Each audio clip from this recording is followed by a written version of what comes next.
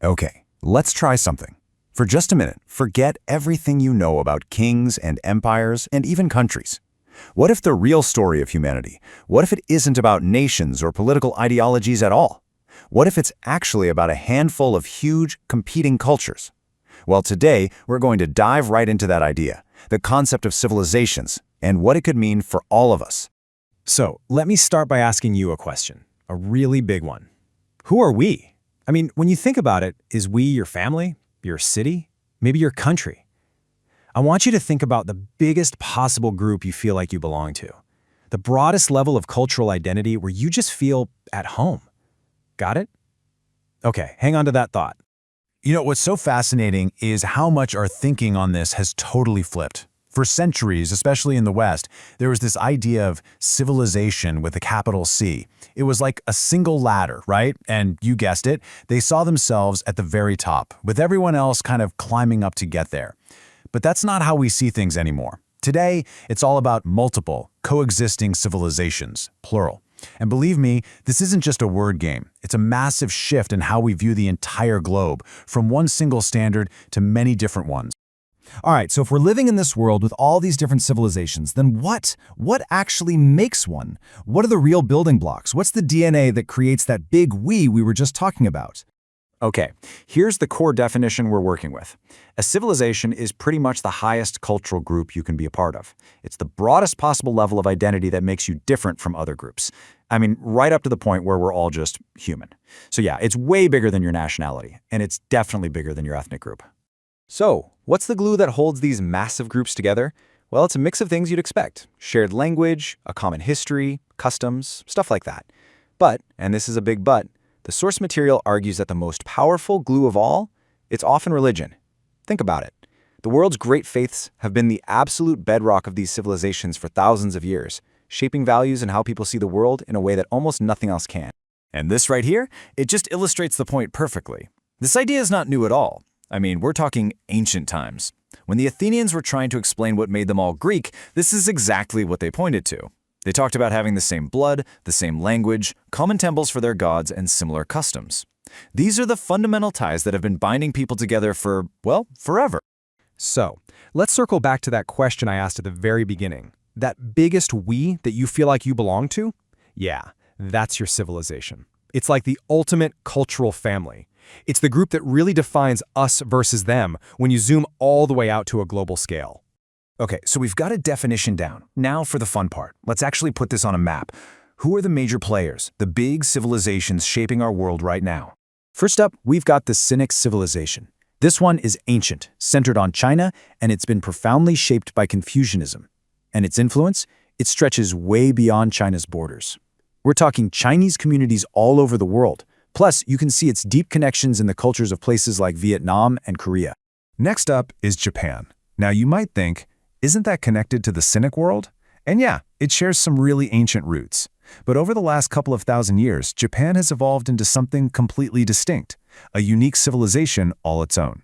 It's got its own language, its own culture, its own traditions that really set it apart. Then we have the Hindu civilization. This is one of the world's most ancient and, well, continuous cultures.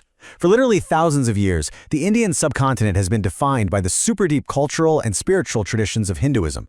It's the absolute core of its identity. And what about the Islamic civilization? It's a truly global force. It kicked off in the 7th century and just spread like wildfire from the Arabian Peninsula. Today, it stretches all the way from North Africa across the Middle East and Central Asia and deep into Southeast Asia. And it's incredibly diverse, with major subcultures like Arab, Turkic, and Persian all part of the mix. Then, of course, there's the West. This civilization started to emerge in Europe way back around 800 AD, and since then, it's expanded from that European heartland to really dominate North America and other places settled by Europeans, like Australia and New Zealand. And it brought its languages, religions, and political traditions right along with it. Now, this is an interesting one. Latin America. You could say it's an offspring of the West, for sure, but it has evolved so differently over the years. It has a more authoritarian cultural streak, a really unique Catholic history, and it's incorporated so much from indigenous cultures. Because of all that, it's often seen as its own separate civilization, even though it's still really closely connected to the West. And finally, we have to talk about the potential for a distinct sub-Saharan African civilization. Now, North Africa is pretty clearly part of the Islamic world, but south of the Sahara, a lot of scholars see the real possibility of those countries coming together to form their own unique civilizational bloc, built on shared history and a growing sense of common cultural identity. Okay, so we've got our map of the major players, but how have these massive cultural groups actually interacted with each other throughout history? The material we're looking at breaks it all down into three big, distinct acts. So, for most of human history, you could think of these civilizations as being kind of like ships in the night. They had these brief, occasional encounters, but that was about it. Then, everything changed. Starting around 1500, we get what's called the impact of the West.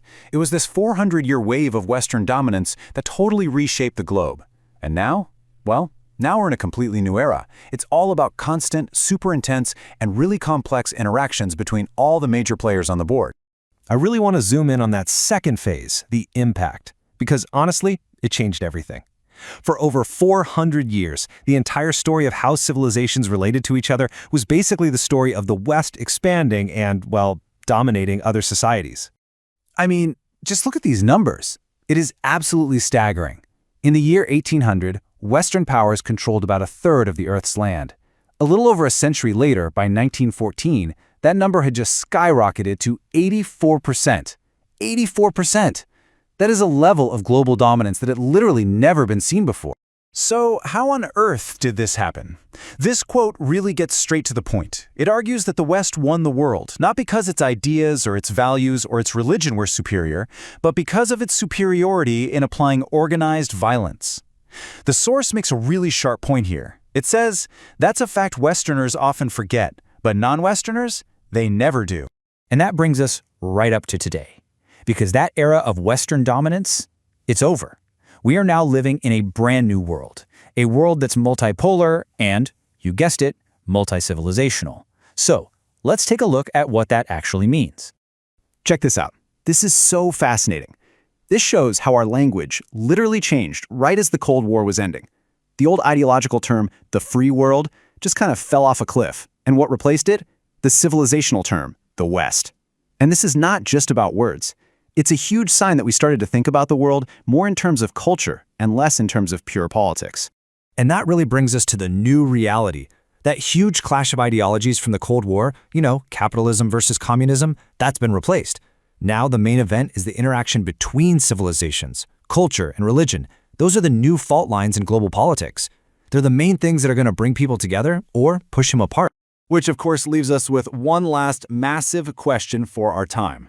As those epic ideological battles of the last century fade into the history books, we're left with these deeper, much older identities. So, will this return to our civilizational roots be the thing that unites us in a new kind of global understanding? Or is it going to be the very thing that ultimately drives us apart?